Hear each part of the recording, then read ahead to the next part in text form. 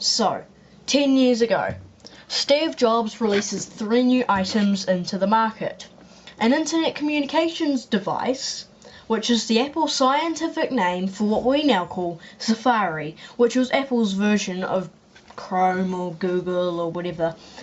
Steve said that the revolutionary part of it was that you had the whole internet in your pocket and just a little 3.5-inch device, which is what they had, the iPhone 2G.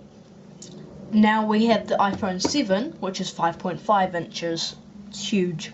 Anyway, he gave an example, which was in the form of an ad, and here it is. Say you're out shopping for a car, and the salesman says, "This is the best deal in town, guaranteed."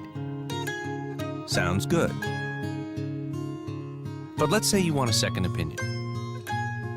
That's when having the entire internet on your phone sounds even better.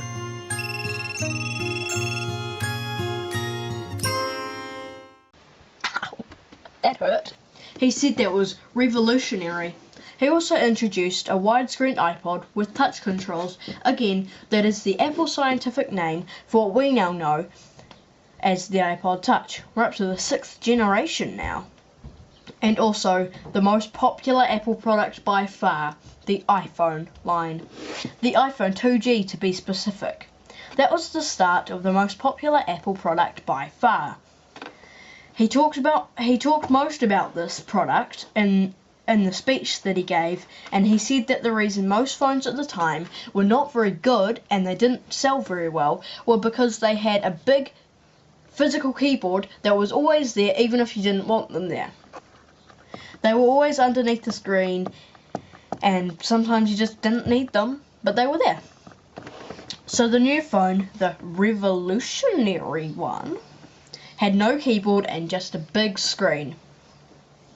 He said that they would not include a stylus. He also said that he would not have a mouse because that is just strange on a 3.5-inch display, which now we're up to 5.5 on the iPhone 7, so that's kind of crazy. He said you just touch the screen and it works like magic. That doesn't work like magic, although my camera does have a touch screen, and that works like magic. So, let's recap what will matter for the rest of this video. Steve made a revolutionary phone that would be so much better because it didn't have a physical keyboard and using your finger as a stylus because a stylus is useless. Sorry about that. Steve Jobs passed away in 2011 and Tim Cook became the current and 7th Chief Executive Officer of Apple, in which Steve... Go back a bit. He then invented the Apple Pencil. The Apple Pencil is a stylus, in which Steve Jobs hated, that costed $99. I know that was not made by Steve, by the way, but it was still made by Apple. And then there is the smart case for the Apple iPad Pro. That is the case that magnetically clips onto the iPad as a keyboard, because we all know that Steve Jobs said that he loves keyboards that sit there and are in the way, even when you don't need them. That is kind of like Elon Musk buying Bugatti and then making a cheap, affordable, economic, non-powerful car. Like, that's not what's expected from Bugatti. Bugatti's a fast, expensive luxury car maker, not some cheap Ford Fiesta. Not the RS in it. Yeah.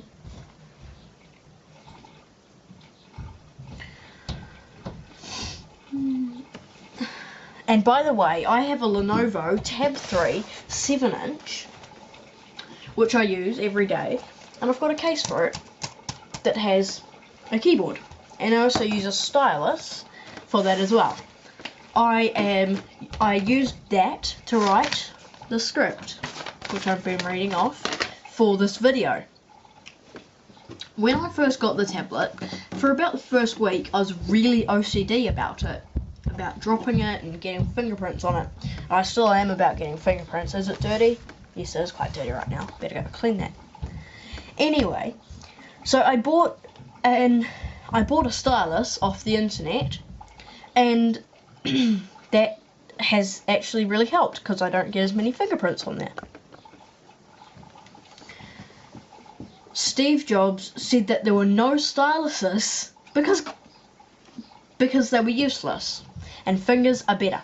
But now there is an Apple Pencil. I just think it contradicts what Steve said 10 years ago. And Apple is about thinking ahead, so they might have forgotten what happened in the past.